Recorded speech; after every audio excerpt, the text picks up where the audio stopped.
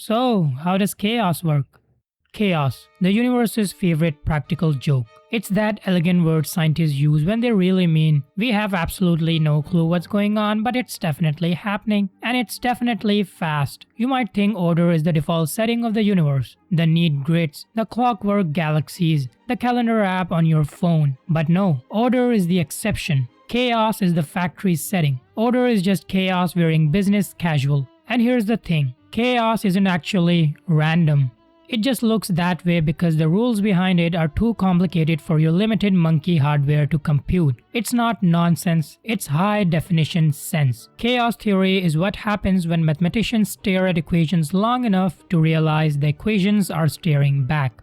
Take the weather. Humanity has built satellites, radars, supercomputers, and we still can't tell if it'll rain next Thursday. That's chaos theory in action. The famous butterfly effect. The idea that a butterfly flapping its wings in Brazil might cause a tornado in Texas isn't just poetic exaggeration, it's physics reminding us that everything's connected, and also that your weather app is lying to you. Because the truth is, every gust of wind, every ripple of water, every tiny movement adds up, feeding back into itself in ways too complex to predict. Meaning, theoretically, your choice to watch this video instead of sleeping could somehow alter the jet stream. Probably not by much, but hey, chaos doesn't need much. But chaos isn't bad. The universe isn't malfunctioning. This is the function. The reason things fall apart is because of entropy, the slow but unstoppable drift from order to disorder. It's why your coffee gets cold, your files get messy, and your will to live decays by Wednesday. It's not laziness, it's the second law of thermodynamics. The universe simply enjoys a bit of clutter. Entropy explains everything from melting ice to collapsing empires. Buildings crumble, forests burn, stars explode. Not out of malice, but because that's the most probable direction for energy to go.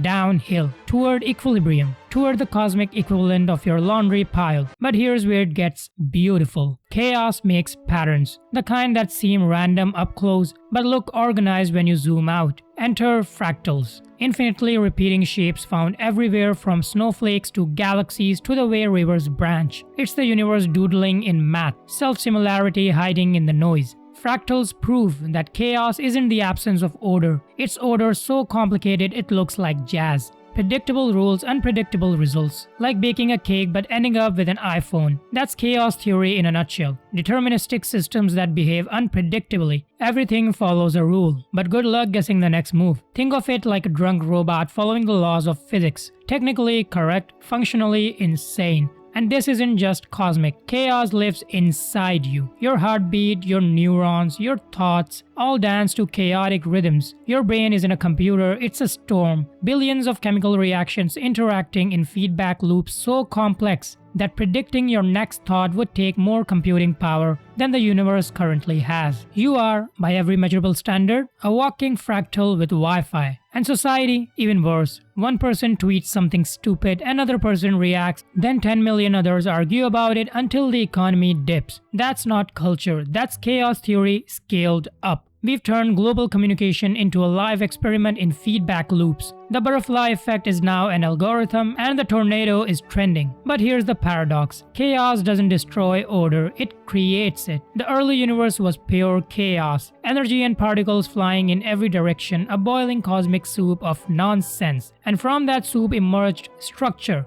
Atoms, stars, galaxies, tick-tock dances, every bit of order we know came crawling out of that primordial mess. So maybe chaos isn't the opposite of order. Maybe it's the mother of it. Every system, from the weather to your brain to civilization, grows, adapts, and evolves because of instability. Chaos isn't the error, it's the update. The universe uses it like trial and error on an infinite scale. Shake things up, see what sticks. Sometimes you get a supernova, sometimes you get a cat video, same principle. And here's the oddly comforting part. Chaos makes creativity possible. No chaos means no change. No change means no evolution, no memes, no art, no progress. Just static perfection, which is another word for death.